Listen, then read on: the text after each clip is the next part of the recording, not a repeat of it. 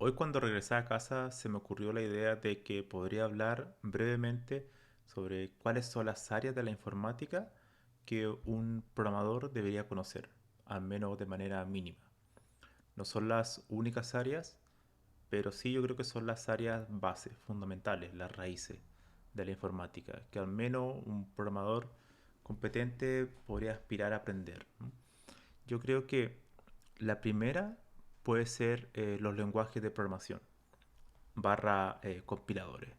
Creo que el entender cómo funciona un lenguaje de programación, que es la herramienta fundamental de cualquier programador, es muy interesante, es muy enriquecedor y también te da una visión mucho más profunda de lo que estás haciendo, de las aplicaciones que estás haciendo, al entender cómo se construye un lenguaje de programación, cómo funciona su sintaxis, su semántica y qué es lo que ocurre una vez que yo aprieto enter o ejecuto un run al compilar un lenguaje o ya sea interpretado, ¿no? Qué es lo que se gatilla internamente en el compilador o en el intérprete. Entender eso, entender, ojalá poder diseñar un pequeño lenguaje de programación alguna vez, tomar un libro de compiladores, tratar de leerlo, tratar de diseñar tu propio lenguaje, es indudablemente una de las mejores ejercicios para entender la informática y en particular si eres programador es algo que te va a hacer mucho mejor programador de lo que eras previamente. Esa sería la primera área, los lenguajes de programación, la parte más teórica, ¿no? de su diseño. La segunda área, para que seas un mejor programador, una de las áreas de la informática que también es muy clave, son las redes. La network, o network programming también se puede decir. Son todos los conceptos que usamos día a día en nuestro ordenador. Por ejemplo, los protocolos TCP/IP, HTTP, cómo funciona un protocolo, em, qué es lo que hace, qué es un proxy, qué es un socket, qué es un thread, qué es un hilo, qué es un IP, qué es un puerto, todo ese tipo de cosas convivimos día a día, pero muchas veces no nos detenemos a pensar cómo funciona, pero sobre todo en cómo se implementa, ¿no? Cómo se implementa un pequeño protocolo. ¿Qué pasa cuando yo envío una secuencia de bytes? ¿Cómo un protocolo funciona? O sea, cuáles son, por ejemplo, yo podría establecer un pequeño protocolo que las primeras cabeceras de los bytes signifiquen esto, la segunda signifique esto, etcétera, y cómo creo un intérprete que valide ese protocolo. Bueno, ese tipo de ejercicio da a entender, te da a entender cómo funcionan las comunicaciones a través de distintos ordenadores, a través ya sea de socket, por ejemplo, que es una de las primitivas más elementales cuando trabaja con programación de red. Todos los principios o todas las áreas que estoy explicando, que van a ser cuatro, esta es la segunda, tienen que ver mucho con la implementación. Yo creo que es muy importante poder implementar algo de esas áreas, aunque sea mínimamente. Yo creo que eso te va a enriquecer muchísimo. Entonces sería, por ejemplo, crear un pequeño protocolo, y eso se hace también leyendo otros protocolos, por ejemplo, cómo funciona TCP/IP, cómo funciona el protocolo HTTP, cómo funciona el protocolo de WebSocket, por ejemplo, etcétera. La otra área fundamental, importantísima en la informática, son las bases de datos. La persistencia es clave. Si no hubiera base de datos, algún tipo de persistencia, nuestro ordenador viviría en un eterno presente. Es decir, lo apagaríamos y volveríamos una vez más a empezar todo desde cero y tendríamos que volver a escribir todo de nuevo, nuestras fotos desaparecerían, etcétera. O sea, la insistencia de disco duro nos da la posibilidad de tener sistemas, software que nos permiten organizarlo, consultarlo de manera mucho más eficiente, y la manera que se hace eso es a través de la base de datos. Hay una enorme cantidad de bases de datos, los dos grandes grupos son las bases de datos relacionales y las bases de datos no relacionales, acá no SQL, no SQL. Mm, Eso también yo creo que es muy interesante, sobre todo la parte de intentar entender cómo funciona el motor de base de datos relacional, cómo está construido, o al menos diseñar algún tipo de base de datos persistente que almacene ficheros, que se pueda consultar, que se pueda borrar, que se pueda actualizar sobre datos que están en el disco o que también se pueden estar en memoria. Por ejemplo, hay bases de datos que son más o menos híbridas, otras que son de memoria como Redis, ese tipo de cosas que son no relacionales, que son clave valor.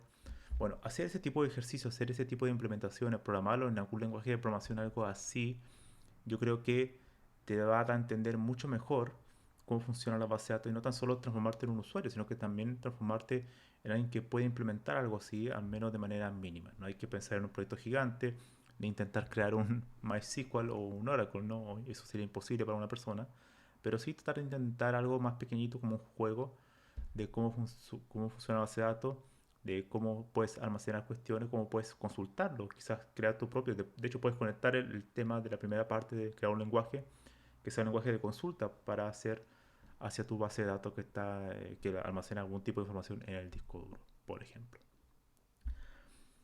La otra área muy importante que coordina todo esto, que está en nuestro ordenador y que es la más cercana al hardware, son los sistemas operativos. Los sistemas operativos es otro software bastante complejo, sofisticado, que fue uno de los primeros software que se hicieron cuando surge la informática porque se requería tener un software que manejara los procesos que están ejecutando, dando también, organizando, coordinando, dándole prioridad uno sobre otro y que también no hayan errores, ¿no? O sea, cuando yo ejecuto dos programas a la vez, mi sistema operativo tiene que tener la capacidad de asignarle memoria, liberarla, darle mayor prioridad para que el CPU le demos prioridad a ese procesador al CPU. O si tengo una GPU, bueno, que es decirle, bueno, ahora esta aplicación requiere que ocupe la GPU en tanto por ciento, que la memoria se vaya, bueno, si ya no se está ocupando memoria, entonces que se pierda prioridad, que y otros procesos que requieran más memoria pase a tener mayor prioridad, etcétera, ¿no? El sistema operativo es el software que está más cercano al hardware, por tanto es también un sistema de seguridad, es decir, hay cuestiones que están totalmente prohibido en acceder, por ejemplo, a un hardware en específico. Por ejemplo, un teclado nosotros podemos leer lo que estamos pulsando, pero no podemos escribir sobre él, o al menos no tiene mucha utilidad, ¿no? Poder escribirle algo a un teclado, mandar alguna señal de escritura, ¿no? Pero sí podemos detectar los inputs, que es lo que realmente nos interesa. Y así otros múltiples hardware, ¿no? Entonces depende mucho del driver, todo ese tipo de cuestiones. Y los sistemas operativos están divididos en muchísimas partes, por ejemplo el tema de los procesos, cómo se coordinan los procesos, el manejo de la memoria, el manejo de las colas o también de la coordinación de cómo un proceso, bueno, en algún momento quizás queda pegado, colgado por algún motivo, entonces hay que matarlo de alguna manera. Bueno, todo ese tipo de cuestiones para que el sistema, nuestro ordenador se mantenga más estable, lo maneja el sistema operativo y tiene una relación directa con el hardware. Es decir, cualquier persona sabe que si tú tienes poca memoria RAM o un CPU de bajas prestaciones, tu sistema operativo no va a poder hacer magia, ¿no? En realidad va a quedar como en un cuello de botella y no vas a poder ejecutar programas que requieran mucho cómputo.